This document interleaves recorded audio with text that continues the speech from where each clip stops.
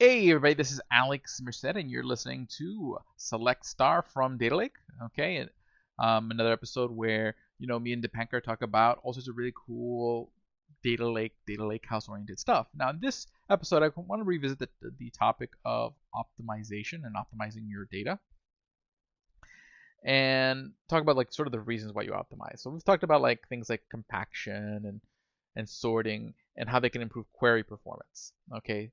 Um, But query performance isn't the only benefit of really optimized data sets. Okay, there's also the benefit of storage costs. Okay, and when you're talking about like object storage, like using like an Amazon S3, there's also a cost to how many individual files you request. So there's also what's called a network savings. So you're saving money on the absolute storage cost.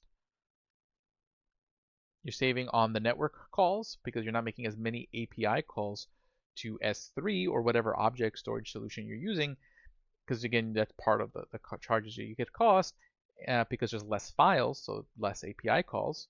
And if they're smaller size, you're going to save on storage. And three, you're saving on compute because compute engines, when they have to read smaller files and more well-organized files, they're going to be able to read them and understand them quicker to execute those queries quicker, so that those compute engines need to be on for a smaller period of time. Okay, so anything you can do to make your files smaller, more organized, okay, that's where like partitioning and sorting comes in. And smaller comes into file format, compression, things like that. And then three, uh, well, less compute is going to be benefiting from those things, the faster your compute can be. So you save money on all three ways. Okay, so again, this is why using table optimization services like a Dremio Arctic or a Tabular to optimize your Apache Iceberg tables is going to save you a lot of money, as well as make your queries using engines like Dremio a lot faster. Okay, but let's talk about like the different like sort of patterns. Okay, so like there's partitioning. So again, that's when you say, hey, your table, you take, let's say we're talking about a table of, different political candidates. Okay, we may want to have all the candidates of party A separated from party B physically in the data. Okay, so we'll partition it based on like political parties. So then what happens? All the candidates in party B candidates from party A and B will never be in the same file. Okay, that's essentially what will happen when you partition, okay, based on a set value. Okay, that's different than sorting, because sorting will just make sure that the data is in a particular order, so all the candidates of A are in the data before all the candidates of party B, but you may, at the point where you transition from B and C, you might have them in the same file, like the last few of A and the first few of B. Okay, and it just depends on sort of what you're trying to do. Okay. Benefit of partitioning is that every time you write, it'll never mix the two. Okay, it'll always say, okay, stuff with party A will be written to files in that partition, and the candidates for party B will always be written to separate files in that partition.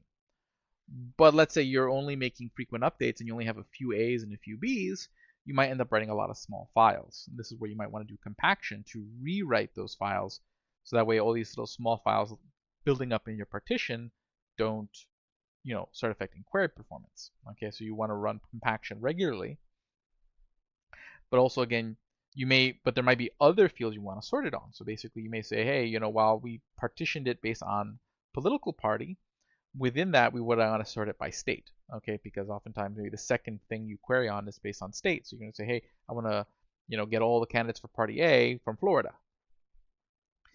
Okay, so then within those partitions, you might sort it by state. But again, every time you write a new file, that file will be sorted, but in the grand scheme of all the records in the partition, they may no longer be sorted because you're adding new files over time. So then again, compaction, where you rewrite those files, can then now not rewrite that all into a smaller number of files, but then again cluster the data within that partition by state. And the cool thing about clustering data that has a lot of similar values is that you get better compression, because the way compression usually works is that it tries to look for what repeats inside of a file. So if we notice that this chain of bits repeats, it can then create a symbol for that and just say, okay, hey, this pattern of bits equals this smaller number of bits, and every time you see it, just swap it out for this. So that way the overall file is just smaller because you're not repeating those same longer bit patterns as often. Okay, so essentially that's how compression works. So the more times repeated stuff happens in the same file, the more that file can be compressed. Okay, so not only is that data sorted and partitioned in a way that allows it to be, allows it to sort of say, hey, I'm not going to scan all these other files because these files definitely don't have the data that I need, but also the file itself can then be compressed better. Okay, which leads to additional savings. Okay, so again, all these things about thinking sort of like taking advantage of compaction and data sorting and whatnot, but thinking through sort of like the benefits of it. And again, different compression algorithms and compression algorithms are going to have different trade-offs too, in the sense that some compressions may, depending on what kind of data you have and the way it's organized, might be able to compress it more or less. But also they're going to affect query performance. Sometimes when you compress it with one way, you may get 30% less storage, it's like smaller, but it might affect your query performance by an amount that's not worth the trade-off. So you're like, hey, I'd rather not save that 30% on storage to get this extra, let's say 50% on compute. Okay, so it's not clear cut saying, hey, there's a best compression algorithm. There's a best way to do any of these things. This is part of the, where a data engineer's job is, just trying to like kind of understand sort of how this data is being used, so that way you can sort it and partition it to reduce the number of files that are going to get scanned just logically, but then also, a good logical organization of your data also should allow you to compress the data even more so. Okay, and again, that's just going to mean you're going to pay less on storage. You're going to be making less network calls because the query is not going to have to query as hit that S3 API as often. And 3, your compute jobs will run quicker. Okay, so well optimized data is not just going to get you better, faster analytics, but also a cheaper lakehouse. Okay, again, the value of using optimization services like Dremio Arctic that can automate these types of optimization jobs based on parameters that you choose. Okay, and why it's important to understand what these parameters are and like how they affect things. So hopefully you guys enjoyed that. My name is Alex Merced. I'm a developer advocate at Dremio. You're listening to Select Star from Data Lake. If you guys enjoy the episode, share it with a friend who might benefit from it. But otherwise, I'll see you all later. Have a great day and enjoy.